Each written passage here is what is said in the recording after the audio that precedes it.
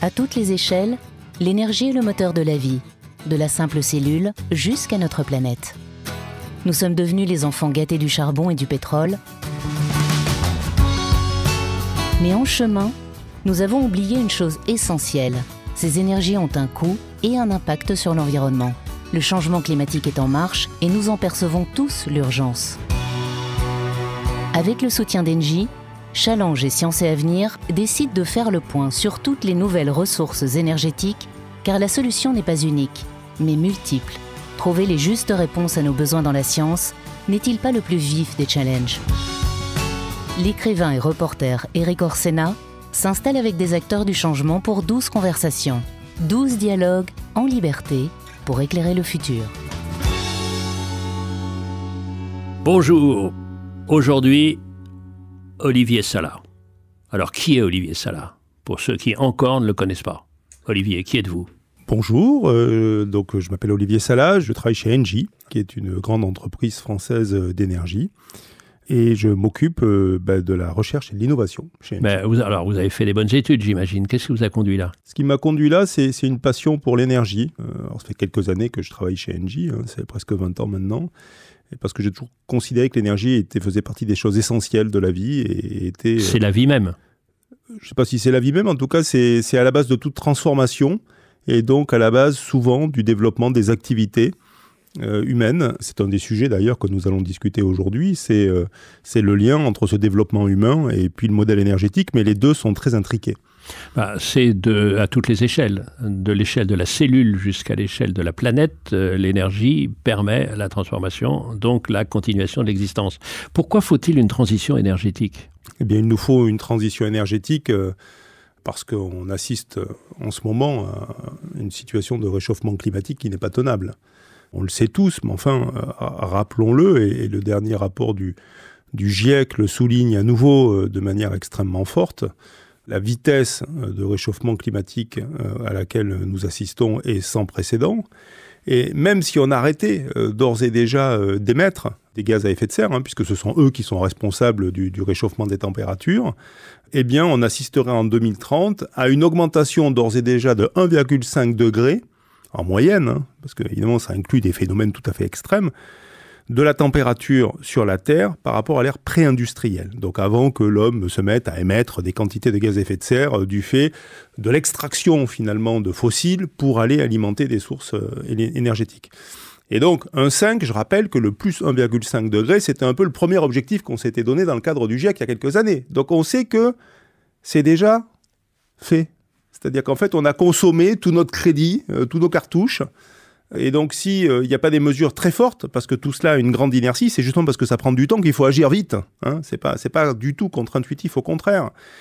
Eh bien, ce qui se joue, c'est ce qui est après. Le plus 1,5 degré, on l'aura dans tous les cas. La question qui se pose, c'est que si on ne fait rien, on continue au rythme actuel, eh bien, à 2100, qui est l'horizon qui est en général analysé par le GIEC, on estime que l'augmentation de température, ce sera 3,2 degrés. Et ça, c'est un niveau, finalement, de coût, de drame, qui est tel que tous les moyens, finalement, que l'on évite d'avoir parce qu'on considère que c'est trop d'efforts aujourd'hui, sont ridicules par rapport à l'impact potentiel.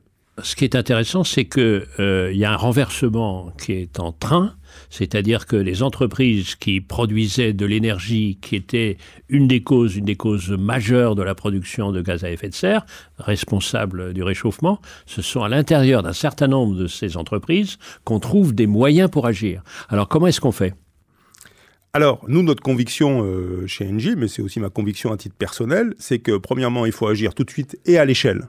On n'est plus du tout à l'étape du test ou de l'anecdote ou du pilote, ou voilà, même si chacune, évidemment, a un rôle à jouer, mais il faut aller chercher des solutions d'ampleur. Voilà.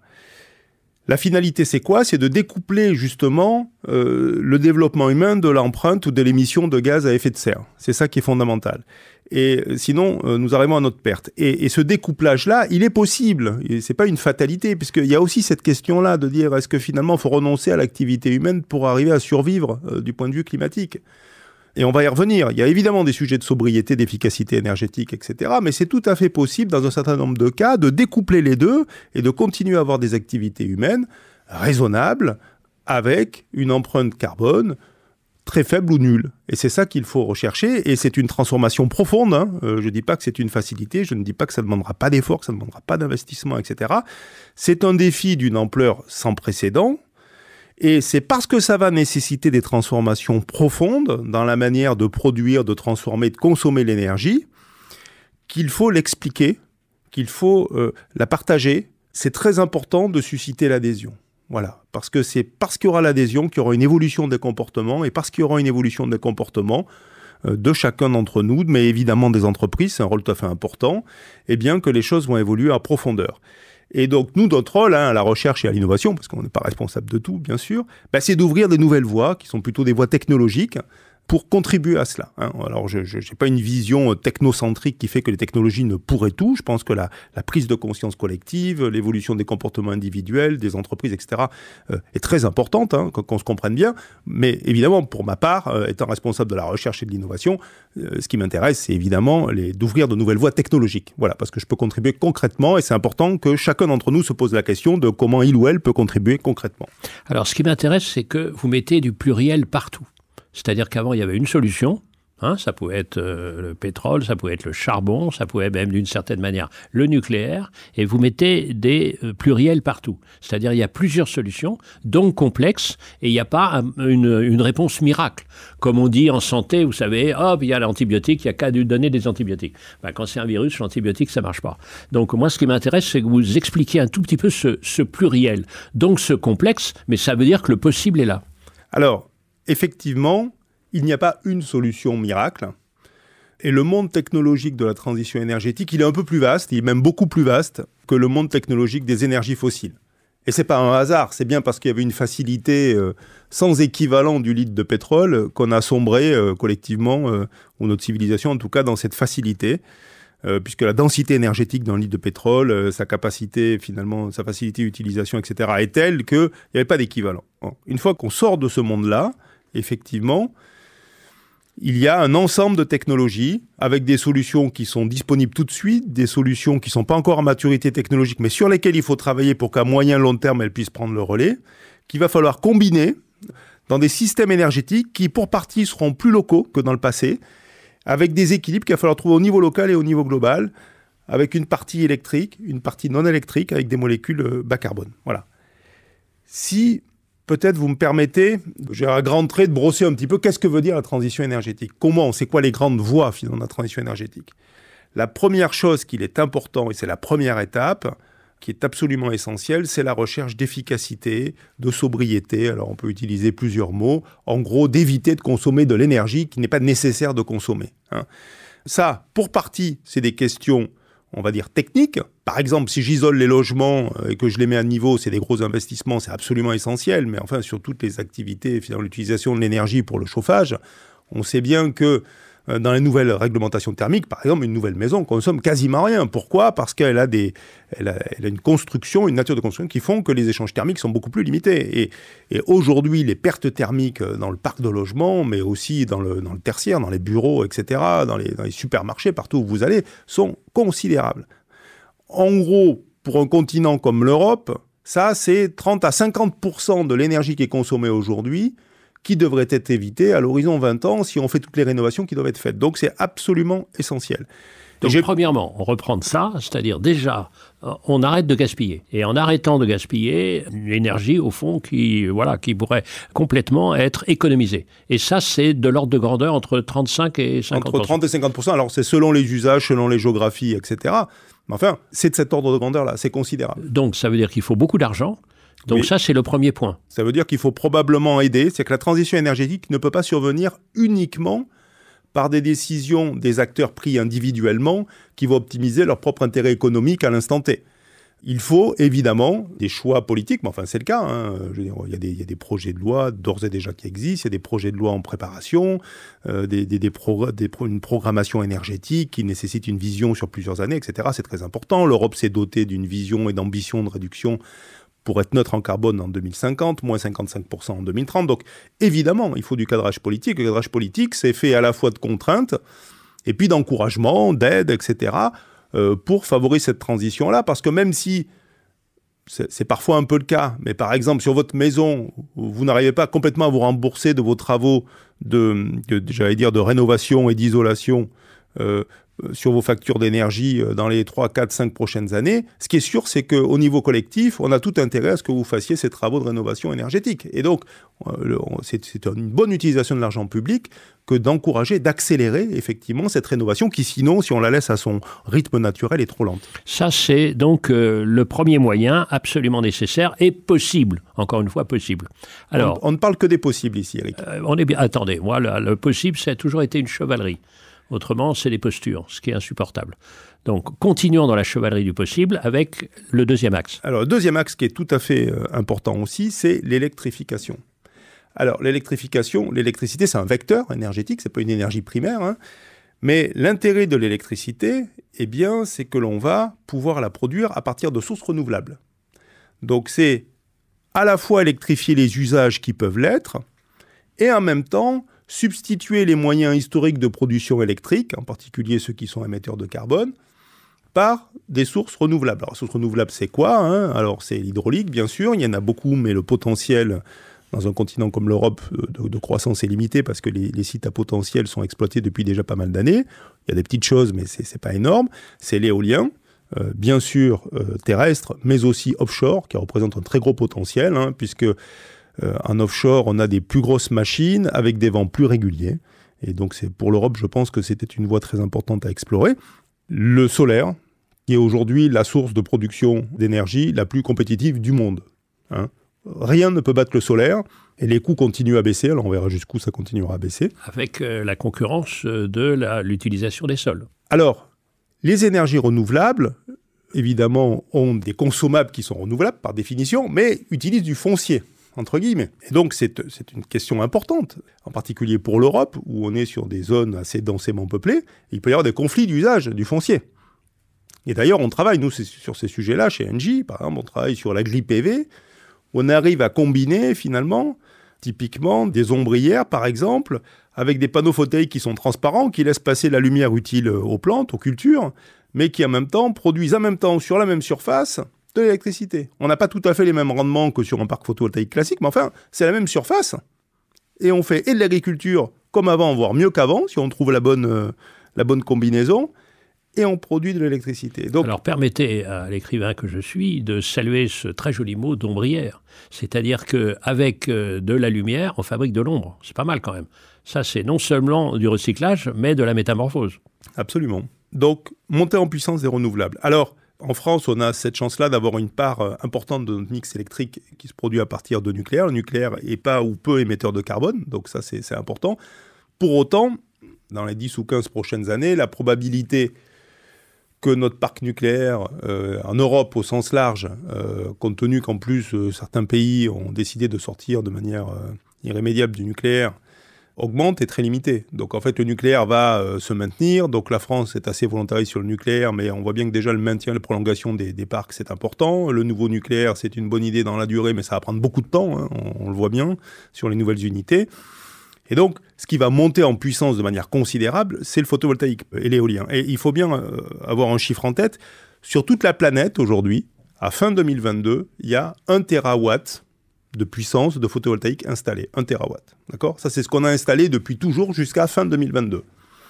On estime qu'aujourd'hui, qu'à fin 2025, il y aura 2 terawatts qui seront installés sur la planète. Donc, ça veut dire qu'on aura fait finalement en 3 ans tout ce qui a été fait jusqu'à présent.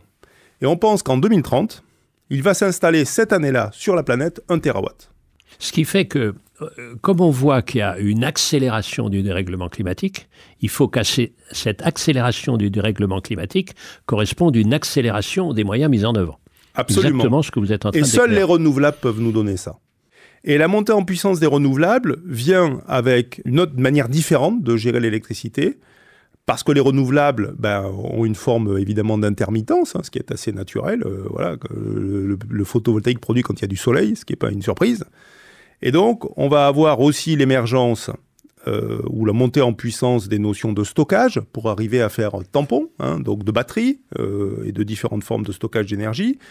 de gestion aussi de la flexibilité. Avant, une consommation d'électricité, elle était, si je puis dire, fatale, comme on dit dans le métier. Donc, c'est-à-dire, le gars qui rentrait chez lui dans un pic de froid en mois de février à 19h et qui allumait son convecteur, il coûtait une fortune au système électrique parce que, à tout prix, il fallait allumer le nouveau moyen de production, quel que soit son impact en termes financiers, en termes carbone, pour pas que le système s'écroule. À tout prix, quoi qu'il en coûte. Quoi qu'il en coûte. Parce que le système électrique, l'électricité est ainsi faite que s'il n'y a pas un équilibre parfait à chaque instant entre l'offre et la demande, tout s'écroule. Et personne ne peut se permettre que tout s'écroule. Bien ça, je pense que ça doit appartenir au passé et qu'une partie de plus en plus importante de la demande, de la consommation d'énergie, doit intégrer sa part de flexibilité. Parce qu'il doit y avoir de l'inertie. Et donc, on peut déplacer. Je prends cet exemple-là, mais même ce client particulier, c'est pas lui qui a le plus de potentiel de flexibilité par rapport à des industriels, etc. Mais il a un ballon d'eau chaude électrique. Le ballon d'eau chaude électrique, typiquement, on peut déplacer sa consommation. On connaît ça depuis toujours, à un moment où l'électricité n'est pas en situation de pic. Il y a aussi de l'inertie thermique de son logement. Et donc, plutôt que de chauffer à 19h, il a peut-être fallu chauffer à 16h et puis qu'à 19h, son convecteur soit éteint. Voyez ? Et donc, cette intelligence-là, qui est beaucoup de bon sens finalement, il va falloir l'intégrer pour de vrai dans le système. Et donc, on sort d'un monde où l'énergie était complètement centralisée avec des consommateurs passifs pour aller dans un monde où il y a des équilibres à trouver et où les consommateurs seront plus actifs. Ils vont d'ailleurs eux-mêmes être producteurs sur leur maison de photovoltaïque. Et ils vont être eux-mêmes contributeurs au système de stockage parce qu'ils auront sans doute un véhicule électrique qui va permettre de stocker aussi de l'énergie, etc. Donc, électrification. Et je parlais à l'instant du véhicule électrique, c'est un très bon exemple. Le transport, c'est quand même une part importante de nos consommations d'énergie fossile aujourd'hui. On pense que sur tous les véhicules légers, l'électrification est la meilleure option avec des batteries. Ça vient avec d'autres complexités, mais de loin la meilleure option sur les 15-20 prochaines années. Et donc, typiquement, ça va augmenter la consommation électrique. C'est pour ça que c'est important de faire l'efficacité dont on parlait tout à l'heure. Et monter en puissance des renouvelables avec cette capacité à gérer les variabilités inhérentes aux énergies renouvelables. Ça, c'est le deuxième pilier. Donc, troisième axe, Olivier ? Alors, effectivement, il y a un troisième axe qui est le déploiement de molécules à bas carbone. Pourquoi ce troisième axe, il est aussi essentiel et il est un peu parallèle aux deux autres. Donc, la réduction des consommations, l'électrification à partir de renouvelables. Pourquoi il est essentiel ? Parce qu'il y a un certain nombre d'activités humaines qu'on ne sait pas décarboner avec de l'électricité. Alors, je prends un exemple. La mobilité lourde, par exemple, n'est pas du tout adaptée. Alors, on peut discuter de où commence la mobilité lourde. Un bus, ça passe encore. Un petit camion, ça passe. Un semi-remorque, un 38 tonnes, c'est très compliqué. Alors, si vous prenez à l'extrême un train ou alors un cargo porte-conteneurs, avec 15 000 boîtes. On ne peut pas décarboner un transport depuis Shanghai jusqu'à Rotterdam avec des batteries ion-lithium à l'électricité, ce n'est pas possible. Ou alors, il faudrait que le porte-conteneur ne porte que des batteries, en gros. Oui, c'est ce qui est une activité, mais il pourrait faire des allers-retours, mais ce n'est pas grand intérêt. Et donc, dans ces cas-là, l'électricité montre des limites. Elle montre des limites parce qu'elle est très difficile à transporter. On ne peut la stocker que dans des batteries qui ont une densité énergétique qui n'est pas terrible, qui sont très lourdes. Et donc, on a besoin de molécules bas carbone. Voilà. On a aussi besoin de molécules bas carbone dans des situations où l'électrification complète risque d'aboutir à des pics de consommation dont je parlais tout à l'heure qui deviennent très compliqués à gérer. Et donc, parfois, le un peu plus en électricité, finalement, est un peu l'ennemi du bien, parce que le pic devient trop important selon les configurations du système électrique. Et donc, ces molécules bas carbone ou décarbonées, vertes, on peut les appeler comme on veut, il y en a deux natures. Il y a d'une part des molécules qui sont issues de la biomasse. Donc, en gros, des végétaux, des déchets organiques, etc. C'est ce qu'on appelle le biogaz, le biométhane. Alors, il y a plusieurs technologies pour le faire. Mais en gros, le plus classique, c'est je mets des déchets organiques, n'est-ce pas, dans un méthaniseur, c'est une espèce de grande cloche comme ça.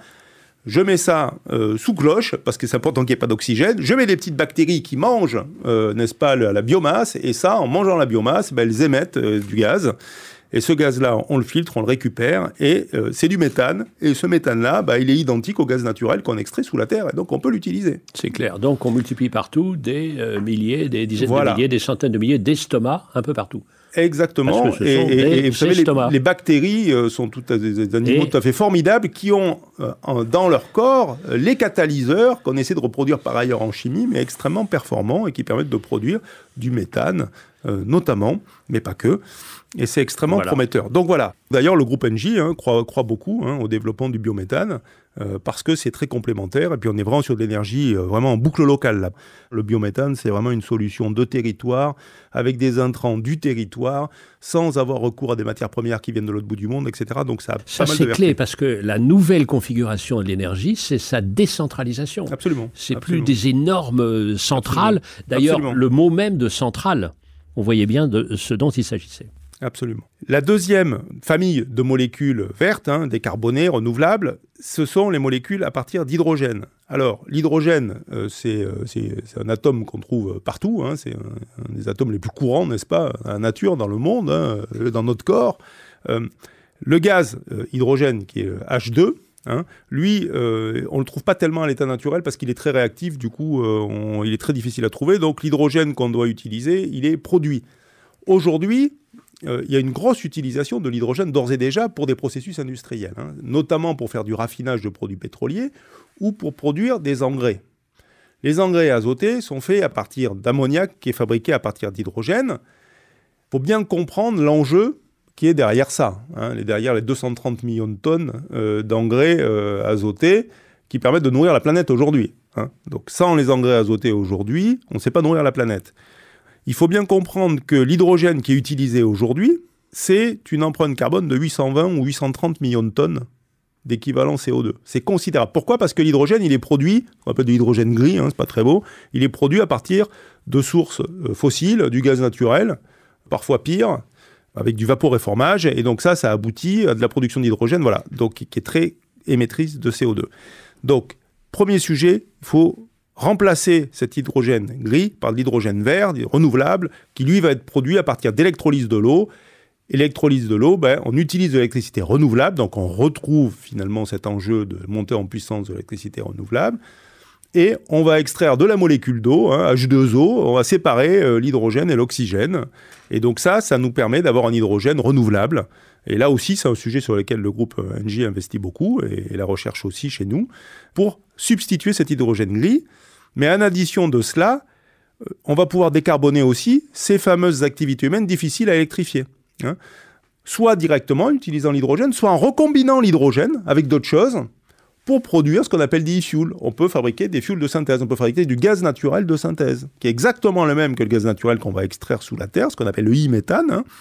Le e-méthane, c'est du CH4, c'est la même molécule, vous pouvez l'utiliser sans rien changer, et elle n'est pas émettrice de CO2 si vous l'avez produit de manière renouvelable. On peut fabriquer de l'ammoniac, j'en parlais pour les engrais, à empreinte carbone nulle. On peut fabriquer du kérosène, à empreinte carbone nulle, si on a une source de carbone qui est biogénique ou qui est capturée directement dans l'air. Donc, l'hydrogène, il va jouer un rôle un petit peu pivot, comme ça, sur ces applications critiques qu'on ne saura pas décarboner facilement par de l'électrification. Alors, si on résume, il y a la diversité des moyens, la diversité du possible qui existe, premièrement. Deuxièmement, ça veut dire la responsabilité à toutes les échelles, de chacun, de l'État, de l'entreprise. Donc ça, c'est, vous savez, ce terme qu'on a un peu utilisé, mais qui est aussi pertinent pour l'énergie, s'appelle les consommateurs. Absolument. Donc on est de ce point-là.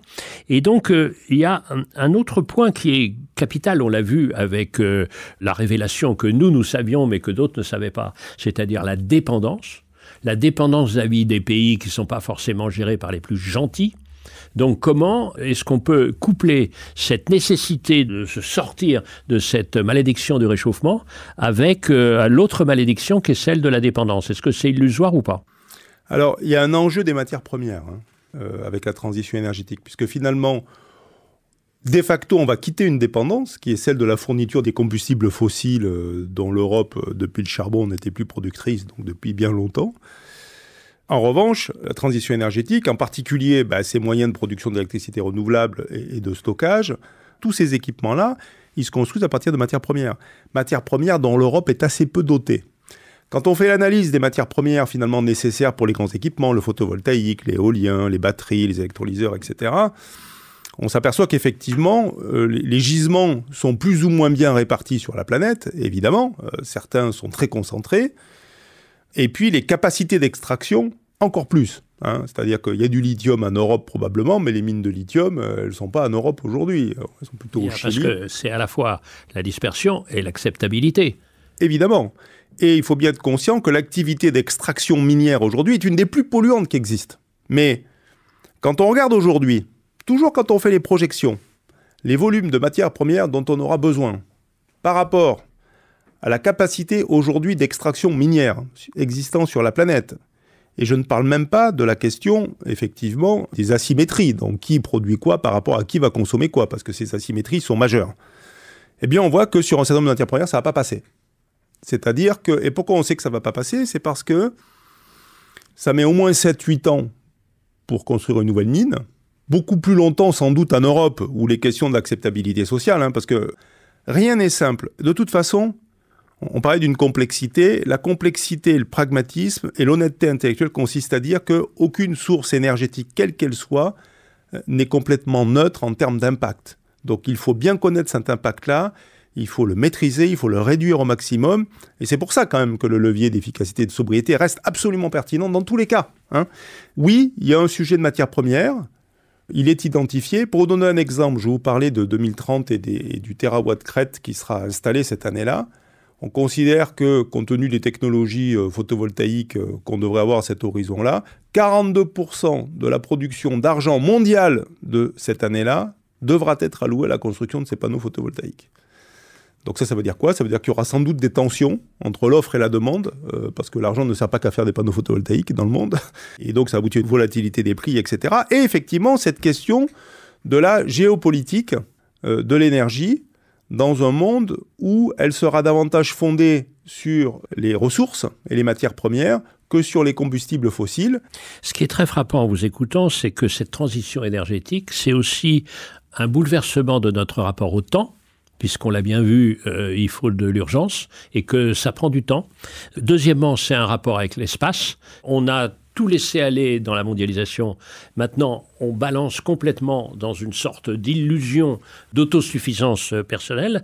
Et donc, on est dans un bouleversement qui a sans doute jamais eu d'équivalent dans l'histoire humaine.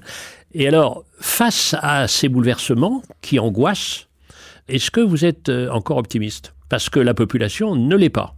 Et donc, elle refuse, au fond, de voir qu'il y a des possibilités, parce que les possibilités demandent l'effort. Le possible est lié à l'effort, toujours. Alors, nous, chez Engie, et puis moi, à titre personnel, globalement, on est conscient que c'est un défi majeur, que ça va être compliqué, que c'est beaucoup d'efforts, que l'histoire n'est pas complètement écrite, c'est-à-dire qu'on va un peu l'inventer, on va l'écrire, la page pour partie est encore blanche, mais que c'est possible, qu'il y a des voies pour y arriver, qu'il y a des chemins à tracer pour y arriver, que ce serait un grand danger que de sombrer après tant d'années finalement dans une forme de déni. Il ne faut pas qu'on bascule d'un état de déni qui était mortifère à un état d'abattement dans lequel on pourrait se dire finalement c'est déjà foutu, quoi, parce que vu l'inertie, je vous l'ai dit tout à l'heure, on a déjà 1,5 degré quoi qu'on fasse pour les années 2030. Donc finalement, et puis on n'est qu'une petite partie des émissions, il y a d'autres grands pays dans le monde qui émettent beaucoup plus que nous, donc nous finalement ce qu'on fait ça n'a pas d'impact, etc. Donc une espèce d'abattement ou de renoncement qui serait mortifère aussi, parce que la réalité, et le GIEC l'a souligné dans son dernier rapport, c'est-à-dire qu'à la fois oui, on est dans une situation d'alerte, on ne peut pas dire le contraire, mais en même temps il y a des solutions. Et les solutions, elles nous imposent d'agir vite, elles nous imposent d'agir fort, c'est possible. Je pense que l'optimisme, c'est plus qu'un état d'esprit, c'est un devoir. Parce que l'optimisme, c'est la chance sourit aux esprits préparés, comme disait Pasteur. Et donc, l'optimisme, c'est aussi dessiner des opportunités que l'on va construire et que l'on va aller chercher. Et nous, chez Engie, on est convaincus de ça. On ouvre les voies technologiques pour le faire. Alors, c'est pas nous tout seuls, c'est pas que la technologie, une fois de plus, mais on pense que oui, on voit des solutions et on pense que l'optimisme est une nécessité absolue. Il faut lutter contre un pessimisme, contre une espèce de no future, en bon français. On dit finalement, comme il n'y a pas d'espoir, autant cramer nos dernières cartouches pour nos derniers soirs, etc. Ce serait absolument irresponsable. Et il n'est pas trop tard pour agir, bien au contraire. Merci. C'est vrai ce que vous avez décrit, ce passage du déni au désespoir. Et contre ça, il y a une seule réponse, c'est celle du possible. S'il y a une sorte de pléonasme, c'est-à-dire on redit la même chose quand on dit « vive le possible ». Parce que le possible, c'est le vive. Voilà. Merci Olivier.